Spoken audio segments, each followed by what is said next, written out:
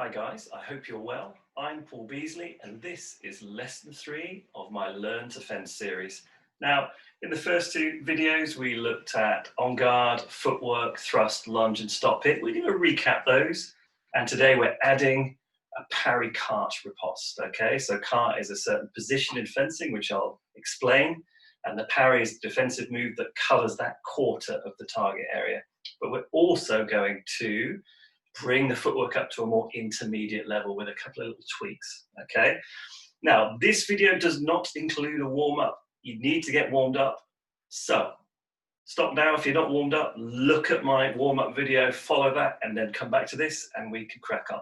Okay, now assuming that's done, let's make a start. So let's rebuild our on-guard position from the ground up, okay? So, as you may well remember, we create an L shape with the front foot and the back heel. I'm right-handed, so my right foot goes forwards. Okay, if you're left-handed, it's your left foot that goes forward. So there should be a line through that front foot and the back heel. From that position, we take a pace forwards, so the feet are shoulder width, more or less. Okay, that back foot is sideways. The toe can point slightly forwards, that's fine, but not slightly backwards. That's not so good. We bend both knees equally. Okay, so they're down to about, heading on to about a 45-degree bend, okay? This is not a straight leg kind of sport. It's just not mobile enough in that position, okay? And the back arm has a bend in it, but the back shoulder's nice and loose, and the hand can face forwards, the hand can face up. But if it's down a little bit too loose and it bounces around, it actually just tips the shoulders a bit. So keep it a bit more stable than that without stiffening up. Now the sword arm, thumb on top, 12 o'clock. We can tweak this as and when you have a proper fencing lesson with sword in hand, but thumb at 12 o'clock for now. Forearm parallel with the floor, and this is outside the line of your front foot. It's not across the line of your front foot, it's outside the line, okay? And that keeps your arm much freer of any blade actions or any attacks to arm that your opponent can try, okay? So this is our on-guard position. But what we're gonna do today, okay, is we are gonna take it up to that intermediate level, and really all that means is we're going to lift our back heel and just sink that back hip down a bit more, okay? So from our on-guard position, lift back heel, sink that back hip down, okay? And we're going to do our footwork, in fact, try and do everything you do during this lesson with the back heel off the floor. Now, the reason for this is it makes us a bit more mobile, but it also means we create a bit of extra power if we use this position, okay, when we attack. It also creates a way of just storing a bit more energy in the calf and in the Achilles of that back leg, okay? So what we're gonna do is, we're gonna have a little footwork recap with the back heel off the floor, and we're gonna reach with the heel of the front foot as the toe goes down, lift in place the ball of the front foot, okay? And when going backwards, reach with the ball of the back foot without putting the heel down, and then just bring that front foot back, okay? I'll do that sideways as well. So going forwards, the back heel's off the floor, reach for the heel as the ball of the front foot goes down, lift in place, ball of back foot. Okay, and going backwards, reach with the ball of the back foot, and then land that front foot, just ball first, okay? But the heel is not going down at all. And what we're going to do is we're going to do a minute of footwork, keeping distance with me, okay? Keeping that back heel off the ground the whole time. 2, 1, go. Off we go. Keep that back heel off the ground. But we're still balanced. We're really using the hip flexors, okay? This good fencing footwork is about reaching with the leading foot and then pushing with the thigh, with the hip flexor of the trailing foot.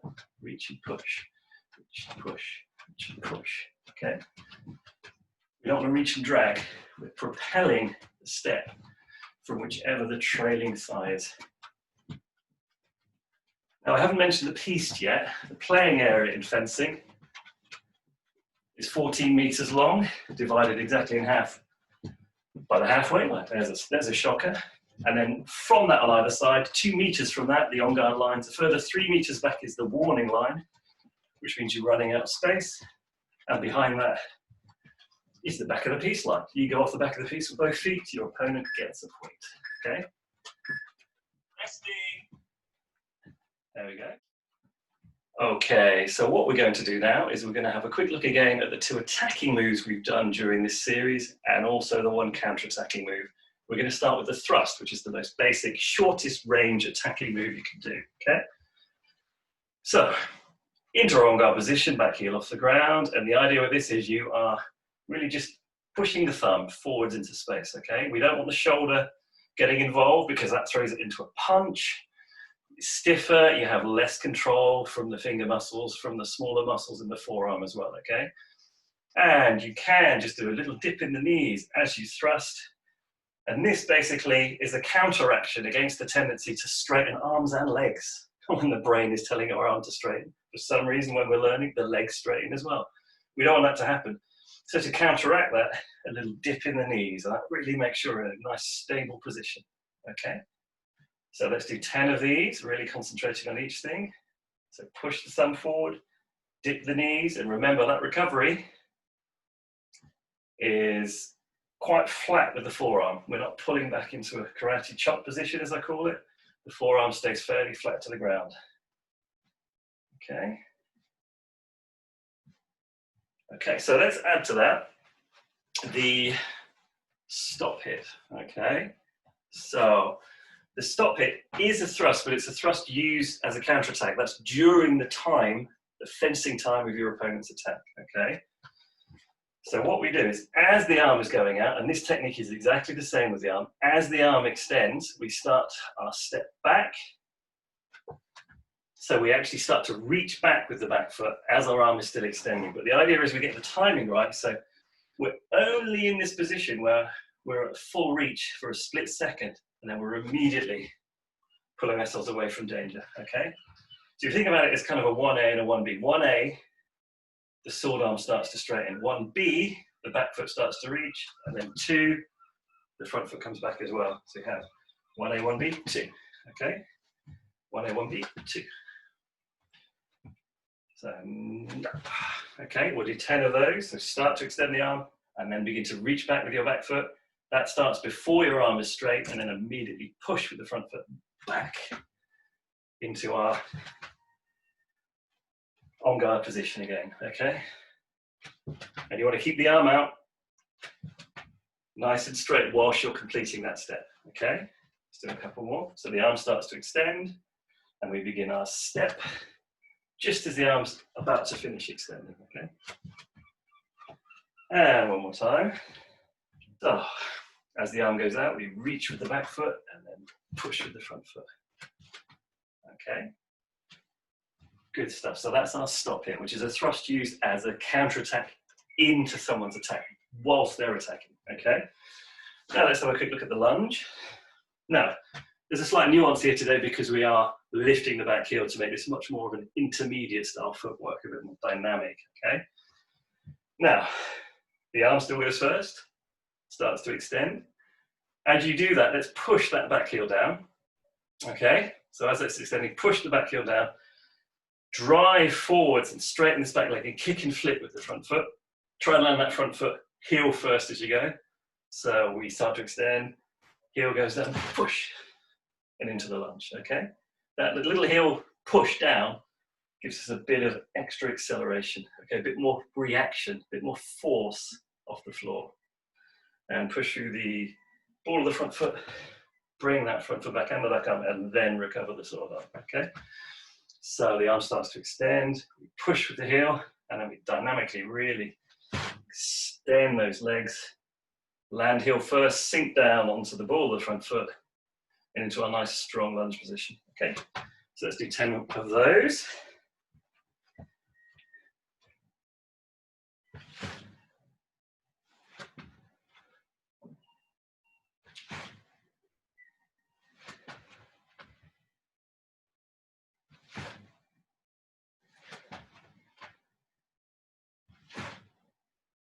And again, we're not forgetting that the arm stays out whilst we recover our front foot and our back arm. And we're recovering to bent legs, okay? And really using that back arm for a counterbalance in the lunge position. Okay? Arm begins to extend, push the heel in, off we go.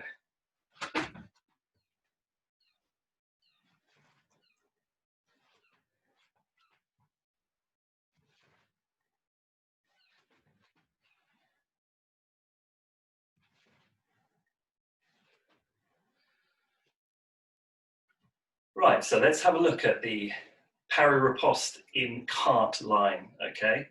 So a parry is a defensive maneuver. It stops your opponent hitting you. The riposte is the attack, the offensive move that immediately follows the parry. They're not blended together. It's a 1-2, okay? Right, now, quarte, I use the term quarte, which means 4 in fencing terms, okay? So very basically, if you imagine a line going straight down here and a line going across my waist, okay, they are the quarters of the fencing target, effectively. The ones below the waist are called low line, the ones above the waist are called high line. Now everything over to this side, across to the sword arm side of my body, from the midline, in the high line position above the waist, is 6, okay, position 6. Across the other side, okay, the other high quarter of the body, the one that isn't involved in holding the sword, is quarte, number 4. And then below that midline, we have octave, number 8, which covers the front thigh, and septime, which effectively covers the back thigh. Septime, definitely less useful than the other 3, okay, but that's how it's divided.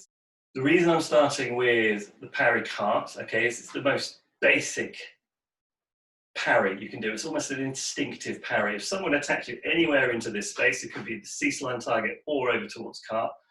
The tendency is when you're learning is just to jam that blade across as hard as you can in a line, okay? So the quarte parry is a lateral line that goes across in front of the body and it ends over the quarte side of the body. Okay, it's effectively covering that quarte quarter of the target area. Now, if you start with your thumb on top, okay, as you move your hand across in a line, so I'm not pulling the hand back or reaching out, I'm just using effectively the hand, the wrist, a forearm action, and a little bit of shoulder, that's all, okay? So as the blade comes in, what I'm doing with the thumb on top is I'm just going to move the hand across. The thumb still faces forwards, okay? But I've just rolled the wrist a little bit, so the thumb is now at about 11 o'clock, okay? So say we start in a neutral position, we're rolling the hand across so the knuckles start to turn up, that's called pronation, okay? Now you can do what's called a supinated quarte parry, where you come across and the thumb is more at 1 o'clock, okay? We're looking at this obviously from the right-hander's point of view, at 1 o'clock, and that's the semi-supinated position because the palm is starting to come up. But it's a weaker parry because you actually leave some space for the opponent to renew their attack, if indeed their first attack didn't hit you. So what we do with the thumb at 12, as we move the hand laterally across the body, just to the other side, we just roll the wrist slightly, so the thumb goes to 11 o'clock and we have a semi-pronated position, and that gives us a bit more bite, a bit more control of the opponent's attacking blade, okay? Now the principle of defense is to get the forte, that's the bottom third of the blade, against the opponent's foible, that's the top third of the blade, and that gives you a mechanical advantage. So it's all in the timing. As their blade comes in, you are trying to engage your guard and your forte against their foible, okay? So that's the timing. And from our on-guard position, what you're going to do is you're going to draw a line straight across your body at that same height that the hand starts, but just roll the wrist. Roll the wrist. So the thumb is now at 11 o'clock and it's just over the other side of the body. Now the reason we want it just over the other side of the body is if it's not far enough, you leave quite a big space for your opponent to renew their attack and hit you. Again, if their original attack didn't hit you, if you parry like this, chances are they're going to hit you without renewing, okay? If you come too far across the body, okay, the parry might work, but the opponent gets used to it and they realize if they could trick you into this position, you're leaving a massive undefended space for them to change lines into. So the hand comes just far enough, just far enough. Okay, so that's the parry. Okay, and I will show you from the other angle as well. Okay, it simply just looks like that. Not a lot. Okay, so notice I'm not reaching forwards, I'm not pulling back. There are situations which you can do this, but for the classic parry, you're coming straight across with a roll of the arm, okay? Then what happens is, you extend your arm with your thumb still over this side, your hand still over this side, your thumb facing forward, you extend your arm and there's a little dip of the knees as we go into the riposte. So we've got parry, riposte, it's a 1-2. If you mush them together, they don't work. There's a different technique. I stop it with opposition, which blends them together, but this is a parry riposte. 1, 2. 1, the defensive maneuver, 2, the offensive maneuver that follows it. 1, 2, okay? Now you're going to be aiming for this area with your point when you riposte. You could have the thumb going even wider, okay, and that is a stronger parry, but the riposte is harder to actually get it back onto target. So the best of both worlds, I think, is semi-pronated, thumb still faces forward, but the wrist is rolled around, so the thumb is now at 11 o'clock, okay? There's your parry carte riposte, okay? We're moving in and across the quarter of the target area, okay? Right, so what we're going to do is we're going to finish with 3 minutes of footwork, and we are going to do first minute, keep distance with me. When I lunge, you are going to go 1, 2, okay? 1, 2, parry riposte, 1, 2. Simple as that, okay? And then immediately back to en garde, and we keep moving. All right, now we're not trying to move backwards or forwards with this parry. We're going to assume that you're at the right distance. So what you need to do is stop the attack and then immediately attack yourself, okay? If you're at the right distance and you step back with the parry, chances are you won't get the riposte. You may not even get your forte against your opponent's foible, which is not such a strong position. Parry riposting, when you're parrying to get the riposte, it's really about much more getting the distance right and then staying where you are than when the attack comes in. So you're then at the right distance to get the riposte, okay? So the first minute of footwork is, keep distance for me, when I lunge, parry carte riposte. 1, go. Off we go.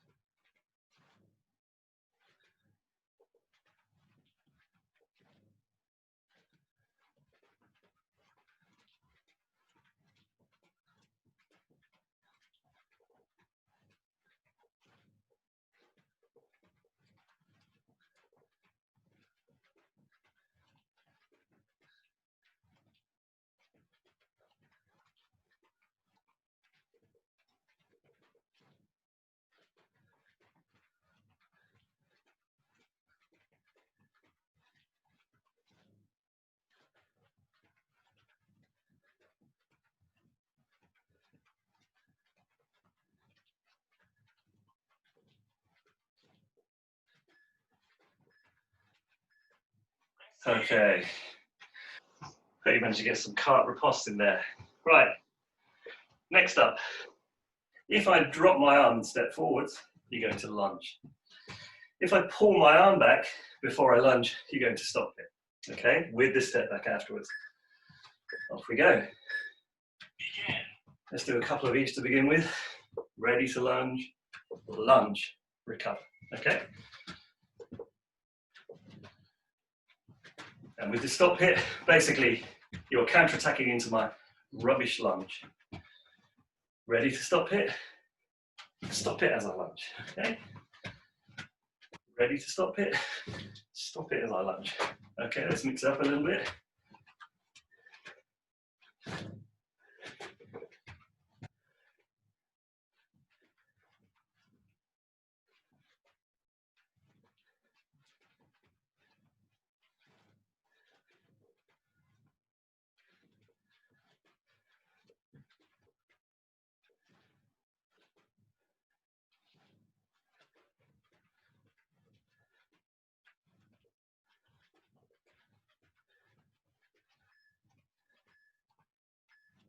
Resting. Okay, there's only a subtle difference between those two, but it's important you can start reading the arm position and my general direction of travel. Right, the last one, exactly those two, plus, if my lunge is a normal lunge, the arm just flies out nice and quickly without pulling back, parry carte riposte. Off we go. So we've got 3 possibilities. Last minute of footwork.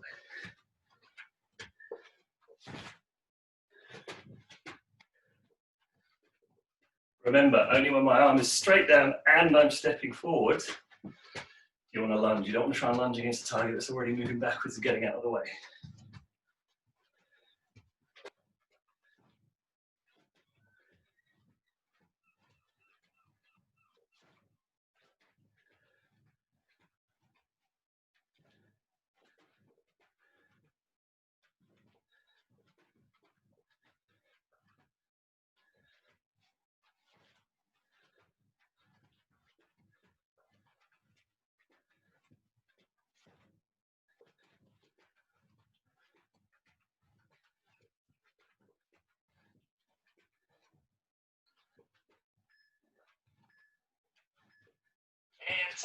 Okay, well done, guys. Obviously, have another look back at those last 3 minutes of footwork, so you can tell the difference more clearly between the lunge opportunity, the arm is straight down, the stop it opportunity, I've pulled the arm back, I've gone all shouldery and I'm punching the lunge, which means it's less efficient because what happens is, as I lunge, my arm's too low to begin with, and I sweep it upwards, giving you space, time to get the stop it and step back, okay? So have a look at that last 3 minutes of footwork again and see if you can really start to pick up the differences between those 3 arm positions.